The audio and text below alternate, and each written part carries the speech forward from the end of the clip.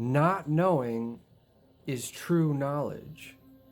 Presuming to know is a disease. First, realize you are sick, then you can move toward health. He who thinks he knows is a fool. He who knows he does not know is a wise man. Are we slaves to knowing? To knowledge? Are we slaves to knowing? Do we think we know? Yes, they've perpetuated our egos and made us attached to knowing. We think we know. What happens when you think you know something?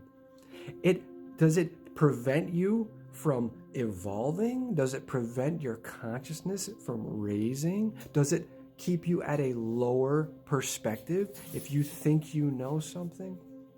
What happens if everything we think we know is a lie? How does that change the situation?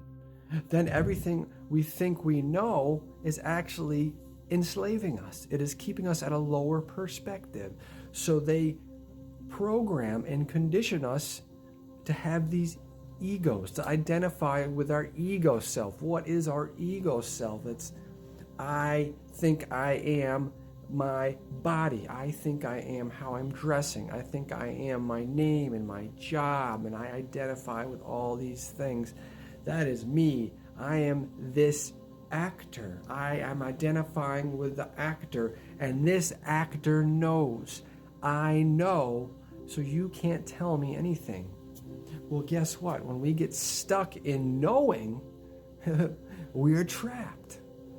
That is why, also from the Tao Te Ching, stand in the center of the circle. Don't attach yourself to knowing anything. I'll give you some examples of how I try to view this, how to apply this in my life, standing in the center of the circle and not knowing and recognizing I don't know anything, right? We can talk about these things. Again, what level are we playing the game? We can talk about anything from many different levels and perspectives. But from a high level, we don't really know. Like, we can talk about what shape is the earth. Is it flat? Is it a globe? Is it a square? Is it a triangle? And people have strong opinions on all sides. But for me, I'll tell you how I think about it. Standing in the center of the circle. I'm not attaching myself to anything because I don't know. You can tell me anything you want.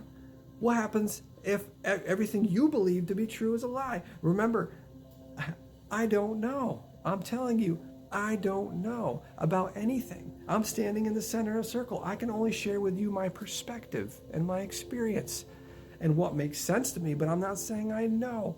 What shape is the earth? I don't know. How could I possibly know? How could anybody possibly know unless they've been up to space or the firmament or the edge of the square or whatever you want to believe? I'm not attaching myself to any of it because I don't know. And when you think you know, you're in a trap. We can say, I will consider it all. That's what I say. I consider it all. I'll take it all in. Whatever shape you think the world is, give it to me. I'm not going to attach myself to any of it. I'm going to say, okay, I don't know. You can convince me, you can try to convince me 10 ways to Sunday, right? And that's what they try to do. They try to convince you. What if everything's a psyop? What if the controllers who have undoubtedly usurped countless other planets have done this whole game before, and they know exactly what to say and what to show us to program us a certain way, to think a certain way and to act a certain way and to eat things that are self-limiting and destroying our population and to do things that are purposely suppressing our consciousness. It's not our fault. It's all part of the conditioning. It's all part of the program. What if this is what happens when we slowly raise our perspective. as we start to separate ourselves from the illusion, as I talked about my previous videos, one of my previous videos. I'm making so many videos. I apologize, you guys, if there's too many. I'm just getting it out. And it's not meant to be all watched in a row necessarily. It's all for when you need it. That's why I'm trying to cover lots of different angles and perspectives and scenarios.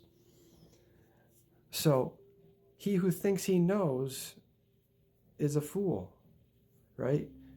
He who knows he does not know is a wise man, right? So let's think about that. It keeps us in a lower perspective. It keeps us suppressed, thinking we know. So we have to, how do we break out of this? So how do we break out of our attachments to knowing anything? We stand in the center of the circle. That's it.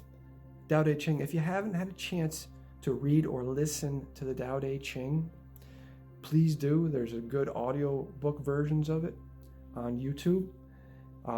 It's got some pretty deep foundational spiritual lessons that when you start to incorporate them more into your lives and put them into action and kind of try to live them, like standing in the center of the circle, it can really help open up your perspective, and it can help you figure out some traps you're caught in on your spiritual journey because you stop attaching with anything. You stop having biases and opinions. You try to. Obviously, it's a practice. Everything's a practice. So we stop doing these things, standing in the center of the circle, and it just raises our perspective.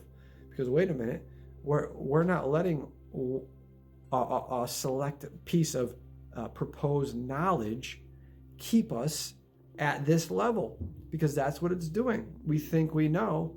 You think you know, you're less likely to entertain other types of knowledge and information that may be true, but you think you know. So you're here, but what about all this up here? You can't reach it. You think you know. We got to do something about that ego. It's keeping us trapped down here. How do we address the ego, which keeps us in many of these traps because we are attached to all these things? How do we address that? Presence and purification. How do we dissolve the ego? Meditation, presence, working on yourself, purification. This whole process will help dissolve some of that excess ego that keeps us identifying with the actor and thinking we are somebody and keeping us attached to all these things. So presence and purity, it always comes back to the same thing. This is how you literally change or fix anything in your life that you're struggling with. If stress, anxiety, depression, we talked about all these things, these poor health habits you have that are negatively impacting your health, and you know this. And how do we break out of these? How do we release some of these bad habits, these toxic habits, or whatever you want to call them, or things that are kind of more in a negative line? We have to work on ourselves, presence and purification. And eventually, when we gain enough balance, we will be able to release some of this stuff, and we will start to ascend our health more and be able to focus more and release more of the aggravators. We recognize and we release the aggravators.